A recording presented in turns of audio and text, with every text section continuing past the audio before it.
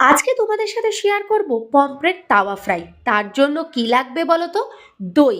দইটাকে ভালো করে আগে ফেটিয়ে নেব, তারপর তার মধ্যে হলুদ গুঁড়ো, জিরে গুঁড়ো, ধনে গুঁড়ো, কাশ্মীরি লঙ্কার গুঁড়ো, গরম মশলার গুঁড়ো আর লাল লঙ্কার গুঁড়ো দিতে হবে। তারপর এর মধ্যে লেবুর রস, আদা রসুনের পেস্ট আর নুন দিয়ে ব্যাটারটাকে ভালো করে কিন্তু বানিয়ে নিতে হবে, যাতে দইয়ের সাথে মশলাটা সুন্দর মিশে যায়।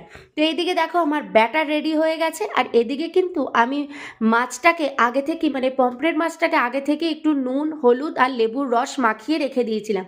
এইবারে যে ব্যাটারটা তৈরি করছি সেটা কিন্তু পমফ্রেট মাছের দুদিকেই ভালো করে লাগিয়ে নেব, যাতে এটা একটু ভিতরে ঢোকে, মাছের ভেতরে মশলাটা ঢোকে। তো এবার এটাকে ফ্রিজের মধ্যে রেখে দেবো আধ ঘন্টা থেকে 1 ঘন্টা।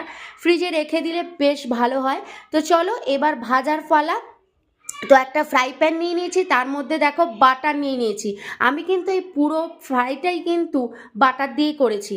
তো ব্যাস একটা মাছ ফার্স্টে দিয়ে দিয়েছি, আমি একটা একটা করেই মাছ করেছি, তাহলে কিন্তু ভাজাটা দারুণ হয়। তো দেখো দু পিঠ একদম সুন্দর করে আমার ভাজা হয়ে গেছে পমফ্রেট মাছ। তো ব্যাস আমার পমফ্রেট তাওয়া ফ্রাই কিন্তু একদম রেডি, একদম ইজি।